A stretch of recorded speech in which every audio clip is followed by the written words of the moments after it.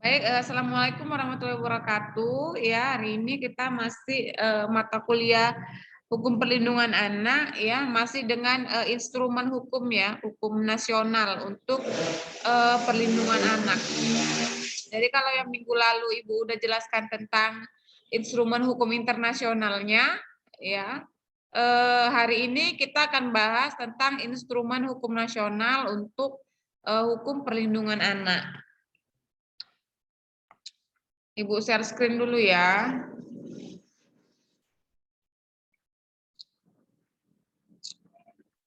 Nah, jadi ini dia ya.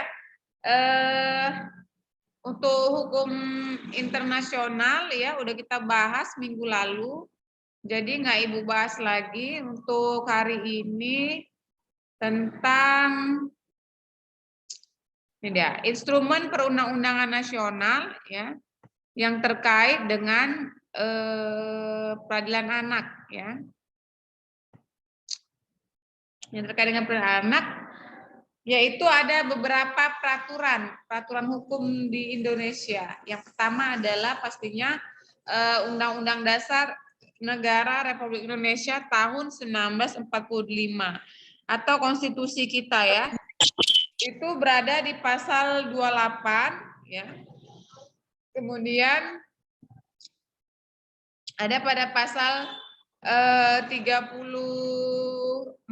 ya, yaitu fakir miskin dan anak-anak terlantar dipelihara oleh negara, dan juga pada pasal 29 ya, setiap negara menjamin kemerdekaan penduduk untuk memeluk agama masing-masing dan untuk beribadah menurut agama dan kepercayaannya. Jadi di pasal 28 itu tentang HAM, pasal 29 tentang kemerdekaan untuk memilih keyakinan, dan di pasal 34 itu tentang fakir miskin dan anak-anak terlantar. Jadi ini merupakan basic daripada konstitusi hukum perlindungan anak kita. Kemudian pengaturan lainnya itu ada pada Undang-Undang 39 tahun 99 tentang HAM. Jadi tentang hak asasi manusia ini berkaitan dengan substansi undang-undang ini mengadopsi Deklarasi Human Rights PBB. Beberapa prinsipnya itu adalah tentang peradilan pidana anak, bahwa setiap anak berhak tidak dijadikan sasaran penganiayaan, penyiksaan, atau penjatuhan hukuman yang tidak manusiawi, tidak dirampas kemerdekaannya secara melawan hukum, dan hukuman mati atau hukuman seumur hidup itu tidak dapat diberlakukan kepada anak ya. Jadi anak tidak boleh dijatuhin hukuman seumur hidup apalagi hukuman mati ya. Kemudian dalam undang-undang HAM ini juga menegaskan bahwa penangkapan, penahanan atau pidana penjara anak hanya dapat dilaksanakan sebagai upaya terakhir. Jadi penjara itu sebagai upaya terakhir ya. Upaya terakhir untuk memenjarakan anak, dan setiap anak yang dirampas kebebasannya berhak mendapatkan perlakuan secara manusiawi dengan memperhatikan kebutuhan sesuai usianya. Harus dipisahkan dari orang dewasa, memperoleh bantuan hukum atau bantuan lainnya secara efektif dalam setiap tahapan upaya hukum, berhak untuk membela diri dan memperoleh keadilan di depan pengadilan anak. Jadi anak-anak itu memang balik ibunya.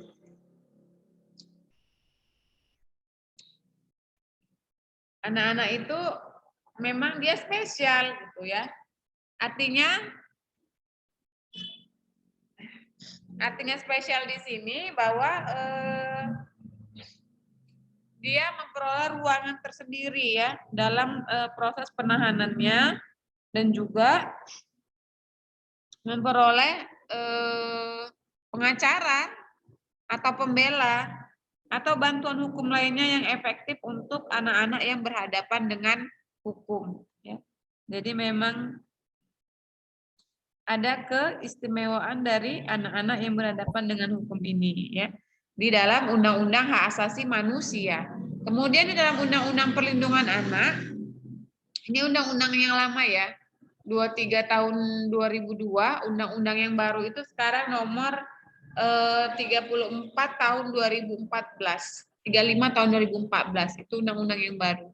Kalau dia undang-undang yang lama, bisa kita lihat bahwa perlindungan bagi anak ini memang dilaksanakan melalui perlakuan secara manusiawi sesuai dengan hak-hak anak, penyediaan petugas pendamping khusus sejak dini, dan penyediaan sarana dan prasarana sarana yang khusus, penjatuhan saksi yang tepat untuk kepentingan yang terbaik bagi anak yang berhadapan dengan hukum. Ya, itu di Undang-Undang 23 tahun 2002, Undang-Undang Perlindungan Anak yang lama.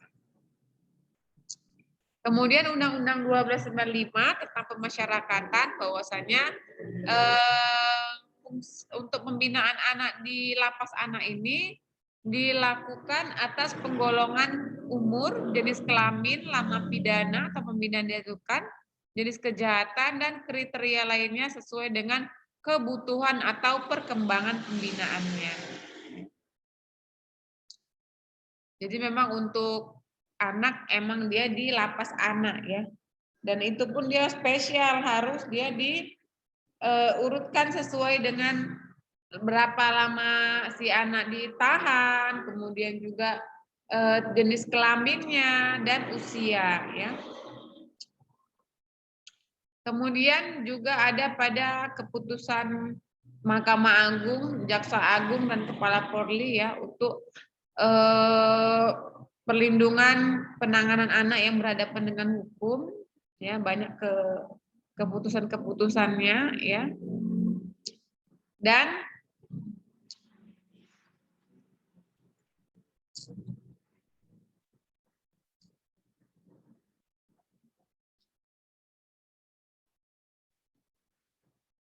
Dan pada pastinya adalah Undang-Undang 11 tahun 2012. Suara Ibu dengar ya? Dengar, Bu. Oke ya. Dan khususnya adalah pada Undang-Undang 11 tahun 2012 ya, Undang-Undang tentang sistem peradilan pidana anak ya. Jadi di dalam Undang-Undang 11 tahun 2012 itu menerapkan prinsip restoratif justice dan juga diversi. Ya. Khusus untuk anak yang berhadapan dengan hukum dan dia itu 7 tahun ke bawah hukumannya. Seperti itu ya. Jadi itulah dia instrumen hukum nasional kita ya. Mulai dari tadi konstitusi, kemudian undang-undang hak asasi manusia, kemudian tadi ada undang-undang lapas ya, lembaga pemasyarakatan yang tahun 95 tadi, ada juga tadi undang-undang perlindungan anak yang lama 23 2002 dan sekarang yang baru undang-undang nomor 35 tahun 2014 itu juga boleh kalian baca ya. Bagaimana pengaturan tentang pasal-pasal perlindungan anak sebagai korban gitu ya. Kemudian juga ada pada Undang-Undang nomor 11 tahun 2012 tentang sistem peradilan pidana anak ya, di mana memang pengaturannya bahwasanya anak itu harus dilakukan diversi dan restoratif justice ya untuk kasus anak-anak itu yang dia 7 tahun ke bawah dan juga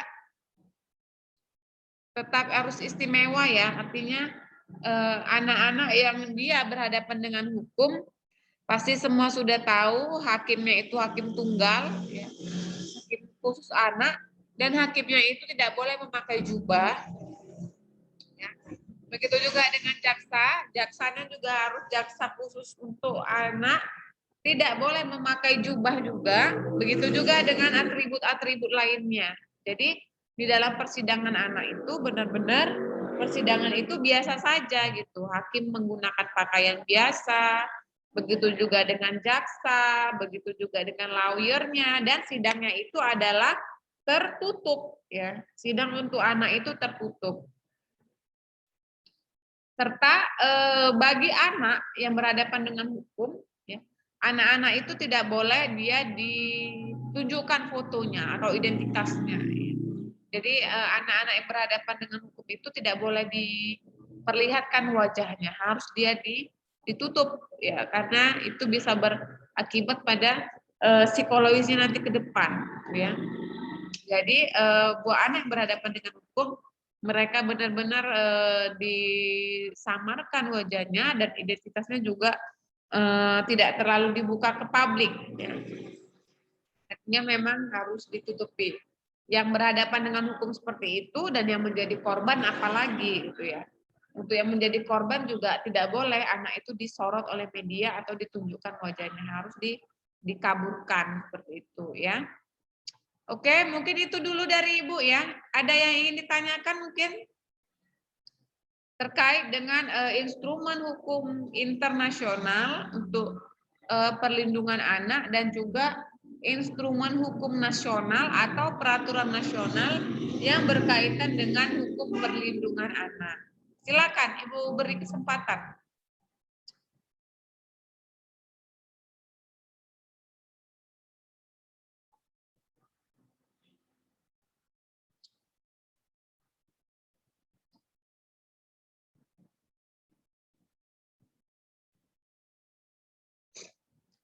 Silakan, ada mungkin yang ingin bertanya?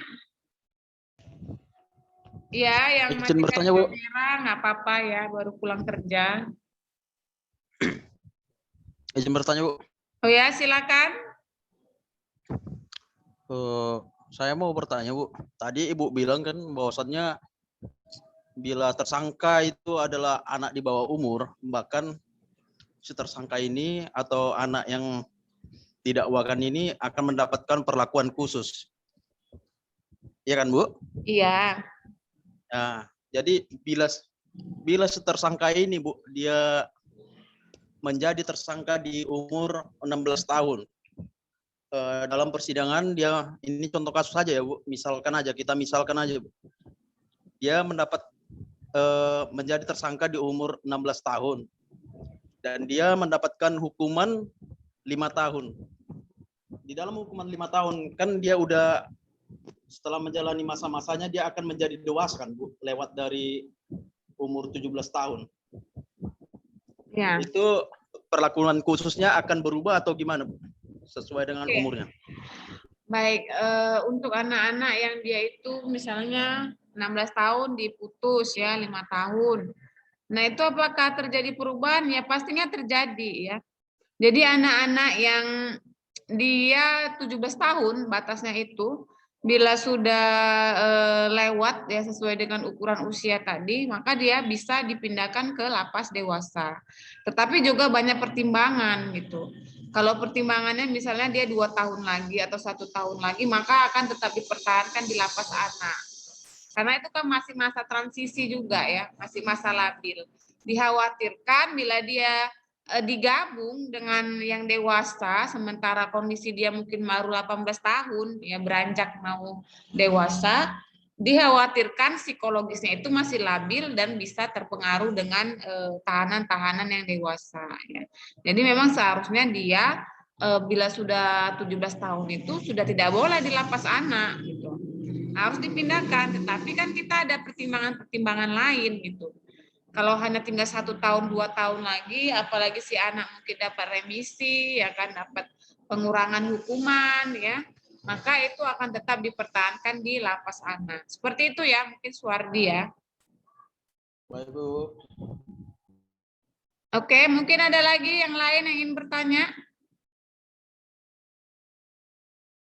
Oke, karena berhubung sudah azan maghrib ya, jadi Ibu padakan dulu untuk perkuliahan hukum perlindungan anak kita ya, dan akan kita lanjutkan mungkin kisaran 5 menit lagi ya, jadi 5 atau 7 menit Ibu kasih waktu jeda untuk sholat ya, dan 7 menit lagi Ibu akan kasih link yang baru untuk kita lanjutkan di mata kuliah metode penelitian hukum ya. Oke. Bisa ya? Baik, Ibu akhirin dulu dan kita lanjutkan 7 menit lagi untuk mata kuliah metode penelitian hukum ya. Jadi ini Ibu akhirin untuk perkuliahan hukum perlindungan anak ya. Dan minggu depan itu kita akan bahas tentang materi mungkin hak restitusi ya dalam anak, atau mungkin akan Ibu pertimbangkan apakah Ibu bahas undang-undang SPPA atau tentang hak restitusi dalam hukum perlindungan anak, gitu ya. Jadi baca aja lah SPPA dan restitusi, hak restitusi untuk anak, ya. Izin Bu, Ya, kami ada sebagian yang nggak ikut mata kuliah Metopel sama Ibu. Kami sama Ibu Oni, berarti nggak usah masuk lagi ya Bu? oh ada yang sebagian, iya, yang tidak mata kuliah Ibu yang nggak usah masuk, ya. Iya, Maksud maksudnya Ibu ini yang udah diabsen kan Bu? Maksudnya udah mata kuliahnya udah diabsen berarti ya Bu? oh iya udah. Ini kan Ibu record, jadi siapa-siapa yang masuk kan nampak ya. Itu Siap ya. Bu, siap Bu. Iya, Siap jadi Bu. untuk yang nanti lanjut sama Bu Oni silakan masuk, yang lanjut sama Ibu nanti di metode penelitian kita jeda 7 menit ya. Untuk Siap sholat Bu. ya. Baik ya, terima kasih Bu, akhirin dulu ya.